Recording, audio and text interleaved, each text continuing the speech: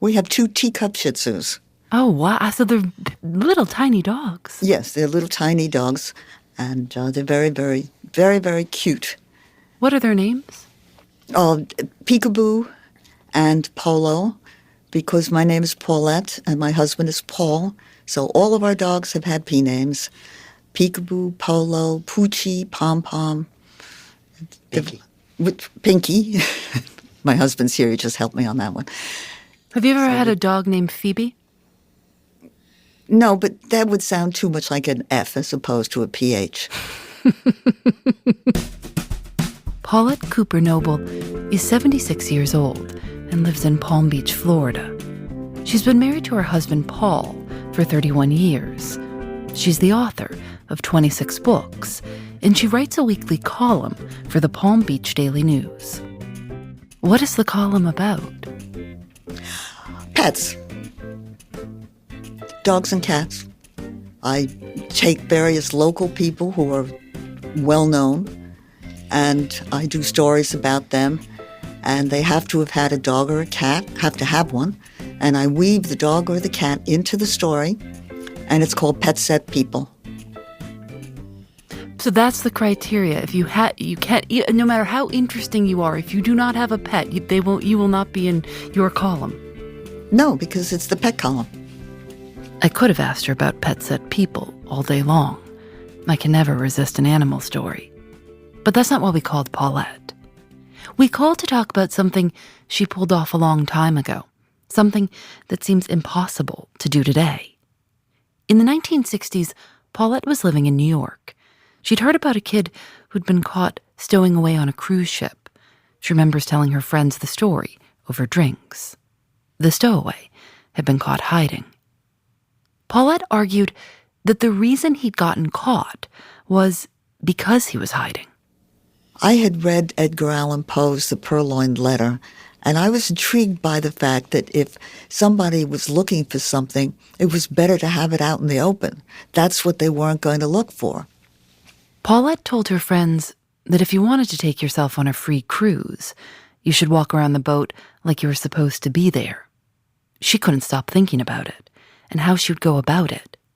And because maybe she was a little drunk, Paulette told her friends she would prove it. She was 28 years old. So I thought, well, if I wanted to stow away on an ocean liner, the thing to do would be to be very conspicuous, not to be hiding, to wear sexy clothes, to be very, very friendly, meet as many people as possible. And that was my goal, and that is what I did.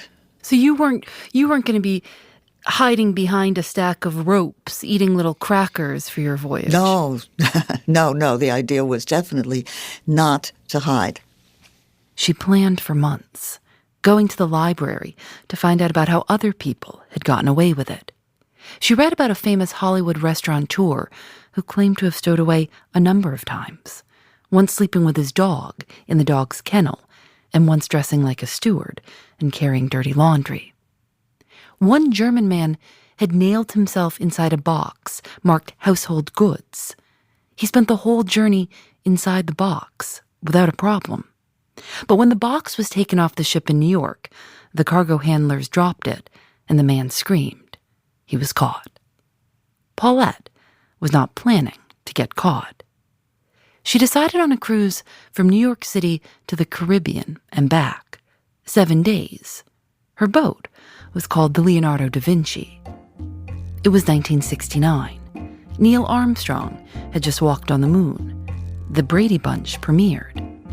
Paulette says things were more, quote, casual then, and she wanted to see what she could get away with.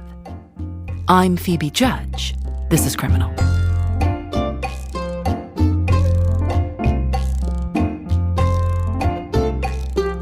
Her first idea was to pretend she was pregnant and to hide all of her clothes in a pillowcase under her dress. That idea didn't last long. So she came up with another idea. A friend of mine who had been in the Army showed me how you could put a lot of clothes in a tiny attaché case by folding everything in half, rolling it up and putting rubber bands on the ends, and you could squeeze a lot of things in. And I did a black and white mix and match wardrobe so that it would look like I was wearing different things. So I had that, different clothes, and I had a little bikini, and I had a chiffon evening gown I was able to get in there. And also, I had my makeup, but everything had been tremendously reduced. They used to sell, maybe they still do, something called 5-day deodorant pads. And I had broke off my toothbrush so that it was just the bristles. And I had a tiny hairbrush that probably didn't comb more than 5 strands at a time, and I did have long hair. So I was really set. She didn't want anyone to try and convince her not to go through with her plan. So she didn't tell anyone what she was about to do. But she did have a dog that would need to be cared for while she was away. So she asked her next-door neighbor to watch the dog for her. When the neighbor asked where she was going, Paulette told her the truth. The neighbor wished her luck, but didn't seem convinced at all that this plan would work. Paulette's next step was to decide on a fake name. I used the name Paula Madison because when you use a fake name, it should be as close as possible to your real name so that if somebody calls you, you will turn around. And I lived right off of Madison Avenue, so I thought that was a nice name. In those days, Paulette says most cruise ships had a going-away party before they left the dock. Friends and family of those going on the cruise could come and have a goodbye drink on the boat before the ship set sail. Her plan was to walk right on like she was coming to say goodbye. She says she got dressed up and went to the port of New York with her attaché case, went up the visitor's gangway, and boarded the ship. And then they started making announcements. They always make announcements, all ashore, who's going ashore. And I just stayed. She wandered around the ship, making note of all the ladies' bathrooms, and eventually found a lounge in the lower level that didn't seem to be in use any longer. And I took my attaché case and I opened up the piano and I put it in the piano, figuring that nobody was going to play that piano down there. If they did, then they could have played the funeral march for me because it really did sound like there was an attaché case on the keys. She figured she would kill time at the bar, but when she went back upstairs, all the bars were closed. She didn't know where to go. She thought she would hide in one of the ladies' rooms. They were all locked too, most likely to prevent stowaways, just like her, from hiding out in them. If you were a passenger, you could just go to the bathroom in your own cabin. Paulette says she wandered around the boat and tried to look as relaxed as possible. In those days, she says that if a stowaway was caught early enough, they would just put them on the tugboat that was still attached to the ship, helping it navigate out to open water.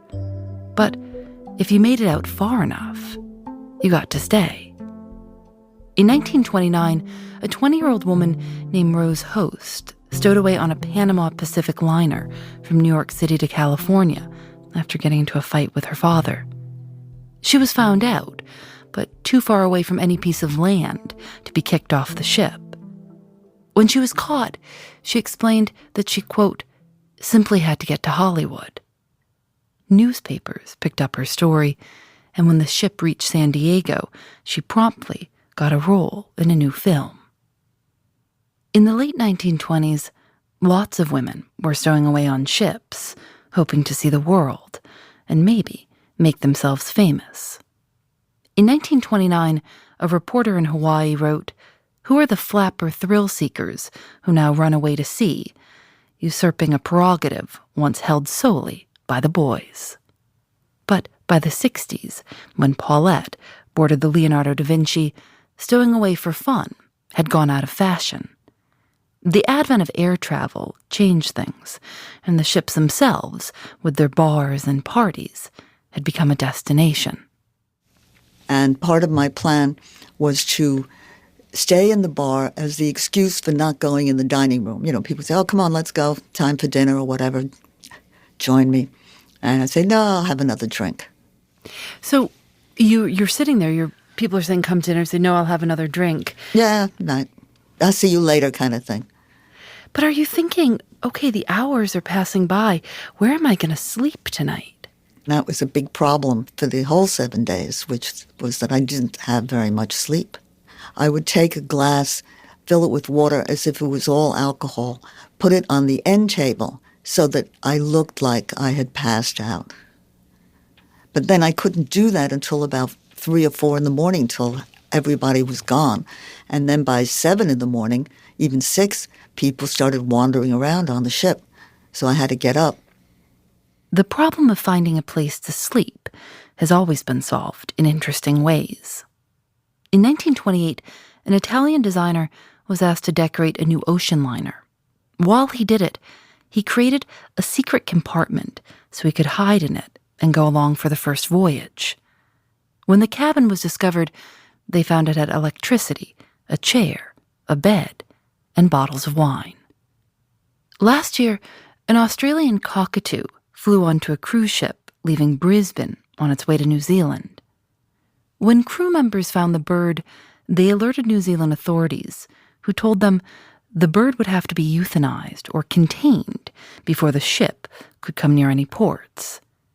They didn't want to euthanize it, so the crew gave the cockatoo its own cabin, where the bird spent the next 10 days. A crew member was assigned to cockatoo watch 24 hours a day. What happened that second day? You'd made it through the first night. You were out at sea. I was very hungry. I had not eaten. I remember eating bar setups. And I like olives. But how many olives can you have?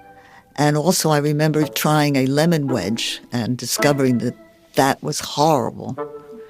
And then there were the little onions, and there were peanuts, So you were just eating like garnishes? Exactly. That's all that there was. I certainly couldn't take any food in that attaché case. So. Paulette's plan was to survive on the all-you-could-eat buffets. She couldn't go into the dining room for the formal dinners because she would have had to have a table assignment. But that first night, there had been no buffet, just the formal welcome dinner. Do you remember that first lunch buffet?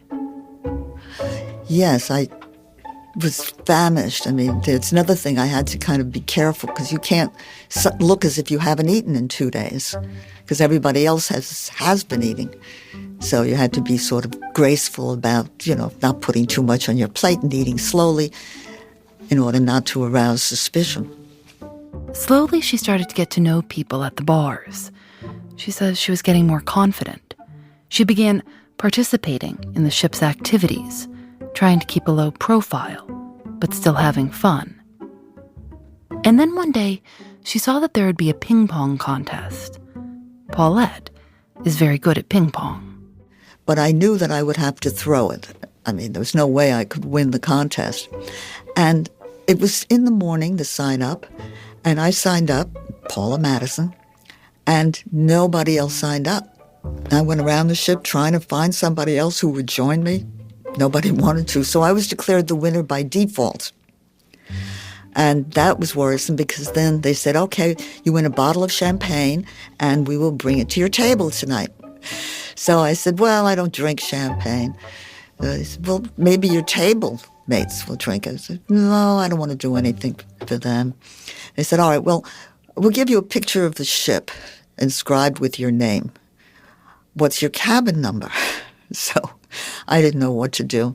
So I said, I'll pick it up. And, they thought this was sort of odd. And I hung around the social director's office almost all afternoon until finally they gave me a picture of the ship, which turned out to be a wooden plaque with a picture of the ship. So I threw it overboard, and somebody saw me do that and really thought, this lady is very, very odd. I'm sure. I think a lot of things I did led people to think I was odd, but I'd rather they thought I was odd than stowing away, right? What are some other things that you had to do that must have looked odd? Well, the biggest problem I had is there were not a lot of women alone at all in those days. And the biggest problem I ran into actually was the ship's doctor decided that he liked me and he went after me. And he wanted he insisted on walking me to my cabin. I had none. And in those days, there was a big board, and keys were metal, and they hung, people took their keys and opened up their doors. So I saw that there was one, key that had not been taken, and I opened the door saying this was my cabin, bye-bye now. And he insisted on coming in. And I was very nervous because I looked down and there was man's shoes were there and there was like toiletries there. And I'd obviously chosen a cabin of some man that I was claiming was my cabin. That takes a lot of courage to just grab a key and just hope. That the person wasn't in there. The person wasn't in there. Yeah, well, if they were, excuse me, wrong cabin. I had to do something. He was there. I bumped into him when I was, like the last day or whatever, and he said, well, I hope to see you again. And I said, well, these ships are pretty expensive. I'm not sure I can afford it. And he looked at me and he said, then why not stow away? Well, I think all the color drained from my face. I couldn't tell whether he had caught on or not. Maybe he did look up and find my name was not on the roster. Who knows? He didn't say anything. We just bye-bye kind of thing. Were you able to take a shower? That was very difficult, to take a shower, because I had my clothes. I couldn't really take my clothes off. What I did is I washed in the ladies' room, in a ladies' room that wasn't being used very much. But they had... the towels were one of these roll towels, you know what I mean? Not paper towels, but it rolled. And it was a little difficult for me because I only 5 feet tall, so I didn't quite reach it. These old-fashioned things which kind of just roll down from the wall as paper towels do now. Right. You can never take it away or take it off. That's right. And you also can't dry yourself very low because it doesn't reach very low. So I had to stand there and kind of dry off a lot by, the air while worrying that somebody might come in. What about pool towels? Did you ever use one? No, but I did. One of the things I had taken with me was one of these tiny little soaps. And I tried once to bathe in the pool itself, but it bubbled. It bubbled. The little soap bubbled, and it looked like I was, you'll pardon the expression, peeing in the pool. What? Day 3, day 4, you're there in the bathroom. You're trying to take a shower in the bathroom. Did you think, what kind of an idea was this? I think I thought that every minute, But you were in it now. Too late. Right, because it's not like you can turn back. The only option is to turn yourself in. Right, which I certainly was not going to do. I think by this point, people thought I was a very weird alcoholic.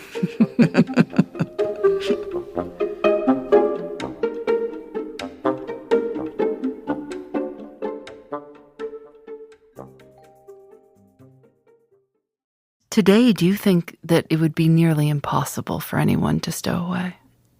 Or would you commend anyone who did it? Yes, because nowadays people are very uptight, they're very nervous. There's constant security. There's also constant cameras every place. It would be, so easy to look things up, and no, it's completely different, and nobody would treat it as a lark, which is what it really was. It was like, hey, this is a crazy, zany thing to do, but you're a crazy, zany young girl, so go ahead and do it. It would not have been that kind of situation. Paulette's 7-day journey on the Leonardo da Vinci made 2 stops, Puerto Rico and St. Thomas. She chose this cruise specifically because she wouldn't have to deal with a passport like she would have on a transatlantic voyage. When the ship docked in St. Thomas, she decided to get off for a few hours and enjoy herself. I wonder, when you got off and had your feet on firm ground in St. Thomas, did you think, oh God, I've got to go back and risk it all again? Yes, I've made it this far.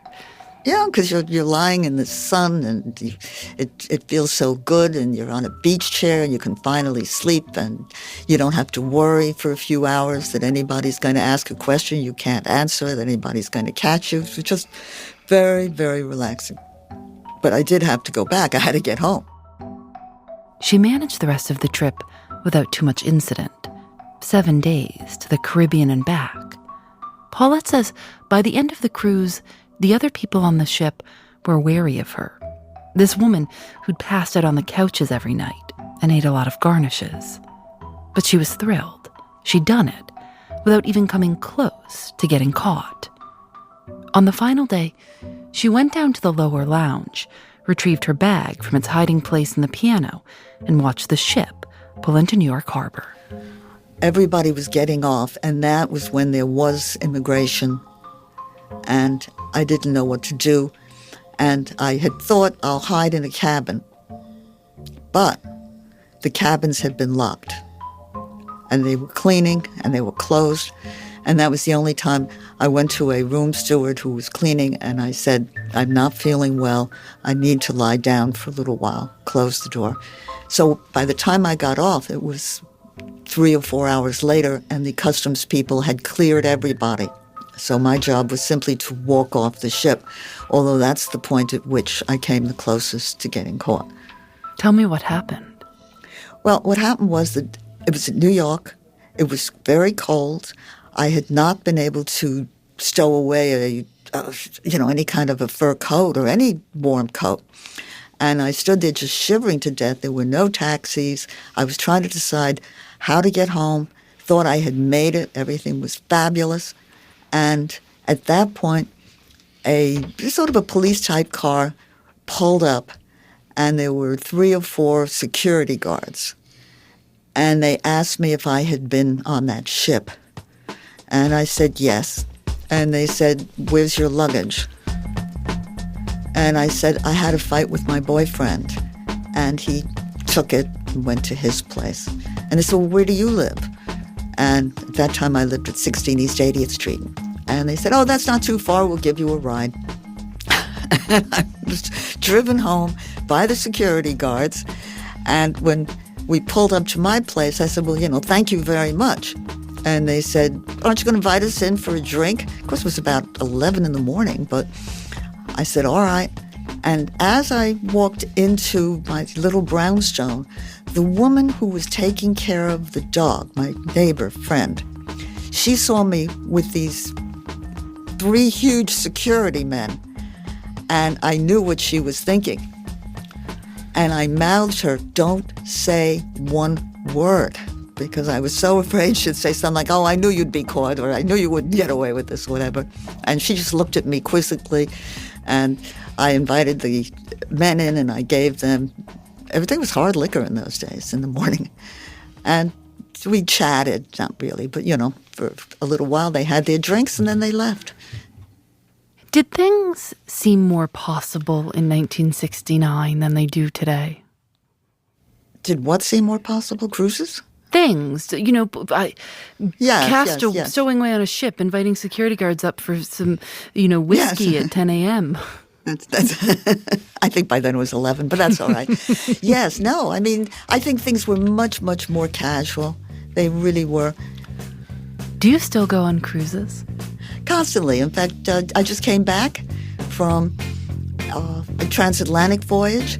I'm going on a short one in September.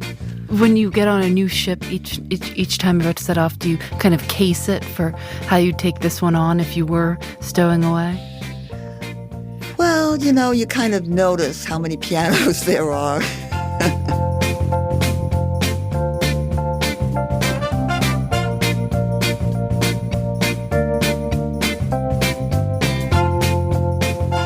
Criminal is created by Lauren Spohr and me. Nadia Wilson is our senior producer. Audio mix by Rob Byers. Special thanks to Susanna Robertson. The thing about a teacup Shih Tzu, now that'd be a good dog to stow away. Yes, that would be. Julian Alexander makes original illustrations for each episode of Criminal. You can see them at thisiscriminal.com or on Facebook and Twitter @Criminal Show. That'd be an easy one to just slip in your bag.